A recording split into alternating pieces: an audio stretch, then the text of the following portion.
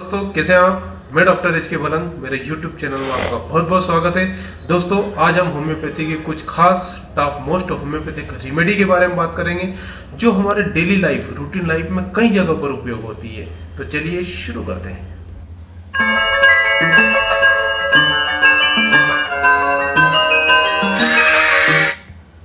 दोस्तों आज हम एलेंस की नोट से ली गई एक खास रेमेडी के बारे में बात करेंगे और इस सीरीज को शुरू करने का मेरा एक ही मकसद है कि हम सिमिलीमम तक पहुंच सके, हम अपने सिम्टम्स को उस रेमेडी से मैच कर सके और मिनिमम एक रेमेडी सिलेक्ट कर सके। यही उद्देश्य से इस सीरीज को शुरू किया गया है। दोस्तों आज की हमारी रेमेडी है एल्यूमिना, जिसको प्योर क्ले या शुद्ध मिट्टी भी कहते हैं, जिसे Al2O3 के नाम से भी जानते हैं।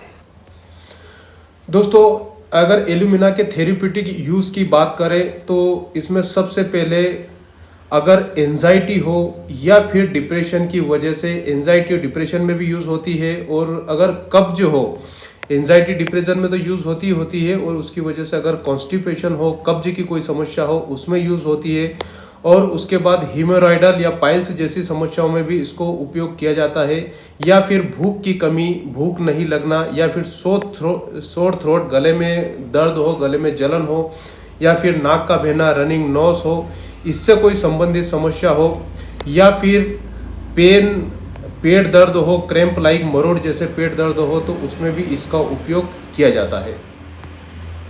दोस्तों एल्यूमिना के कॉन्स्टिट्यूशन की बात करें कि किस तरह के व्यक्ति के लिए यह सूटेबल होती है, तो यह उन लोगों के लिए सूटेबल है जो लोग बहुत पुरानी बीमारी से ग्रसित रहते हैं, जिसे कहते हैं द एकोनाइट ऑफ क्रोनिक डिसीज, और शरीर में स्वाभाविक गर्मी की कमी रहती है। कैसी गर्मी रहती है? जो शरीर से डल दिखते हैं, मतलब ऐसा लगता है कि क्या आदमी में ऊर्जा ही नहीं है।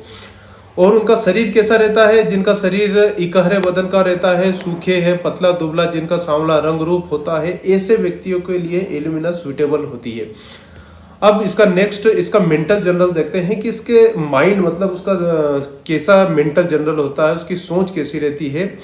तो वो सौम्य व्यक्ति रहता है, माइल्ड रहता है, चीयरफुल डिस्पोजिशन, मतलब हर्षोत्फुल रहता है, थोड़ा हंसी खुशी वाला रहता है, और अपने रोग के प्रति ज़्यादातर चिंता व्यक्त करता है, जिसको हाइपोकॉन्ड्रियासिस भी कहते हैं। और उस व्यक्ति के लिए समय बहुत धीरे धीरे बीतता है, मतलब कि time passes to slowly and hours seems half a day, मतलब ऐसा लगता है कि आधा घंटा भी उसको एक दिन के समान लगता है।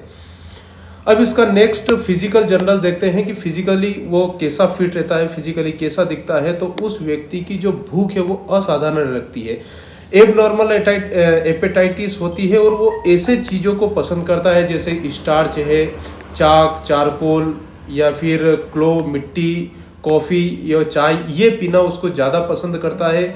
अनडाइजेस्टेड चीज़ें, जो अपच वाली पदार्थ होती है, उनको ज़्यादा पसंद करता है। लेकिन उसकी एक अलग चीज़ है कि वो आलू बिल्कुल पसंद नहीं करता है, पोटैटो डिसएग्री लग करता है।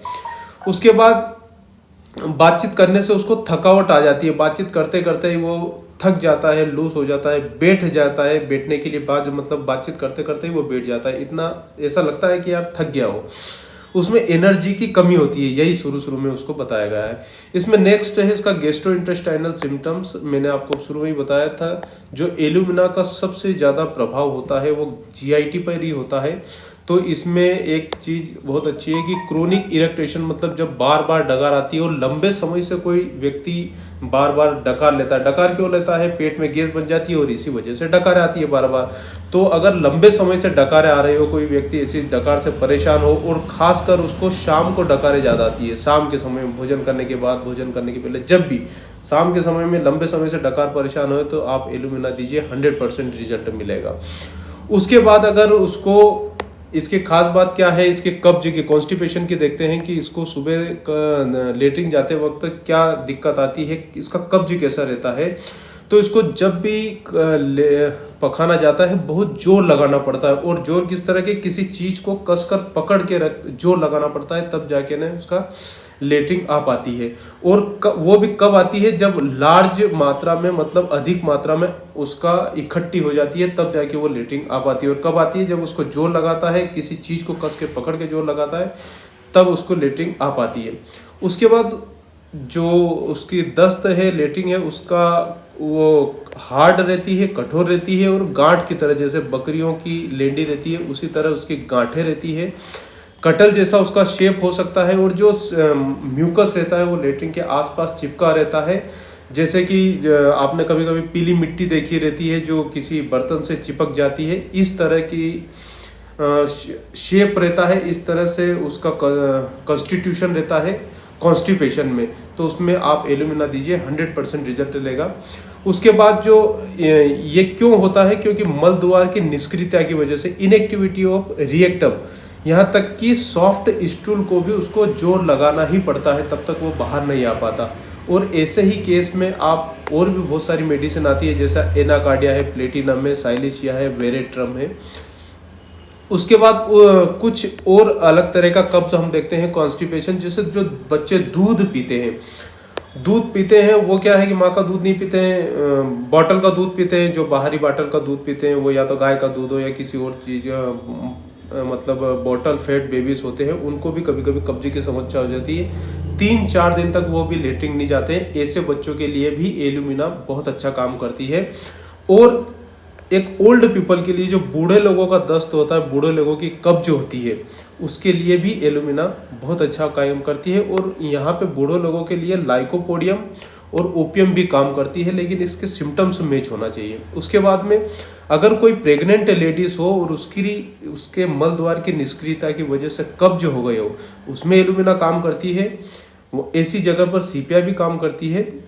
अब हम देखते हैं डायरिया के बारे में, कि डायरिया व्हेन शी यूरिनेट, मतलब जब भी पेशाब करने बैठती है, साथ में दस्त भी आ जाते हैं। अगर ऐसा कोई आपको कैरेक्टरिस्टिक सिम्टम्स दिखे आपकी प्रैक्टिस में, एलुमिना यूज़ करें।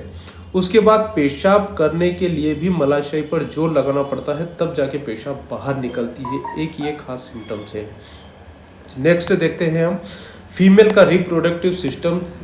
इसमें जो मिनसेस है उसका क्या प्रभाव पड़ता है। तो जो ल्यूकोरिया है, जिसको सफ़ेद प्रदर भी कहते हैं, सफ़ेद पानी भी कहते हैं कहीं कहीं जगह, एक्रिट प्रोफ्यूज, मतलब ऐसा ल्यूकोरिया होता है जो तीखा होता है, अधिक मात्रा में होता है, और बहते बहते एडियों तक चला जाता है। मतलब इतना ज़्यादा मात्रा में ल्यूकोरिया होता है।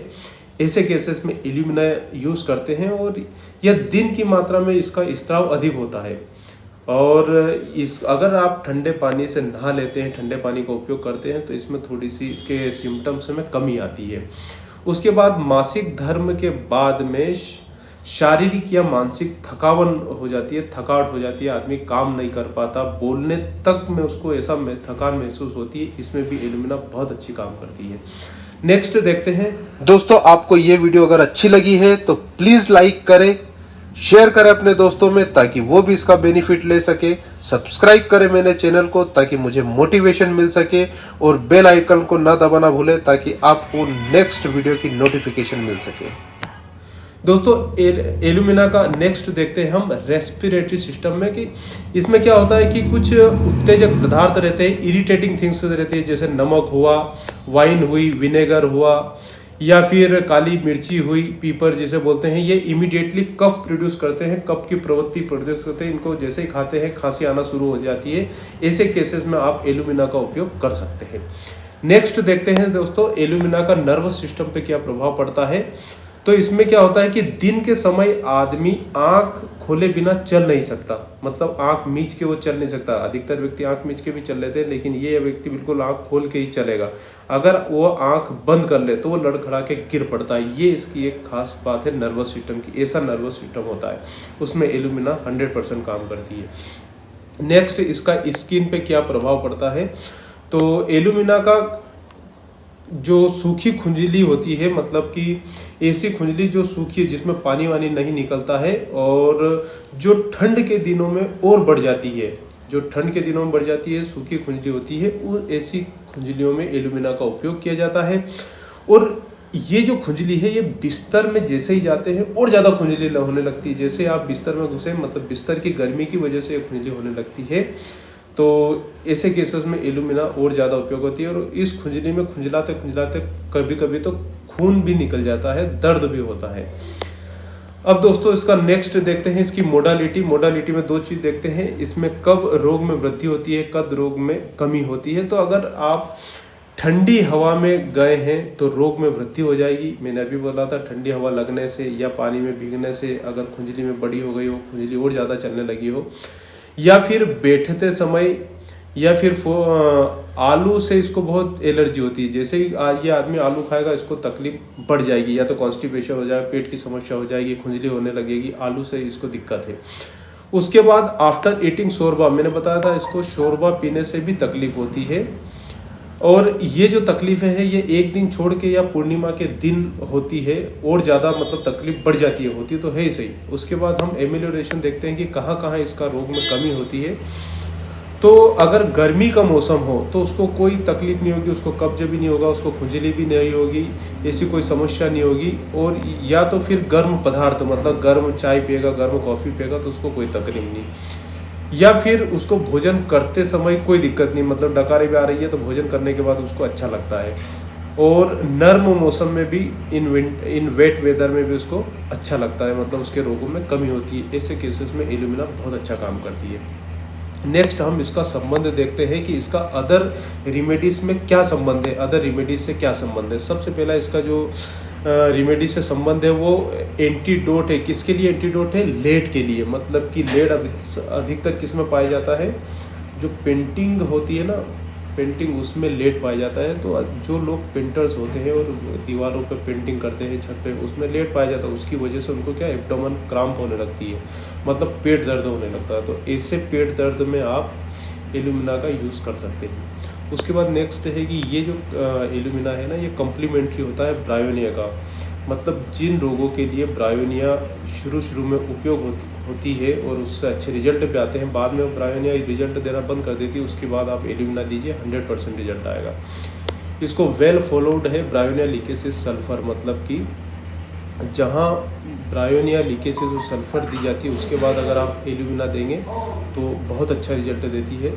उसके बाद alumina is a chronic of bryonia, मतलब कि जिन बीमारियों के क्रोनिक कंडीशन में ब्रायोनिया दी जाती है उन्हीं की एक्यूट कंडीशन में एलुमिना एक्यूट कंडीशन में ब्रायोनिया दी जाती है, उन्हीं के क्रोनिक कंडीशन के लिए एलुमिना बहुत अच्छी होती है।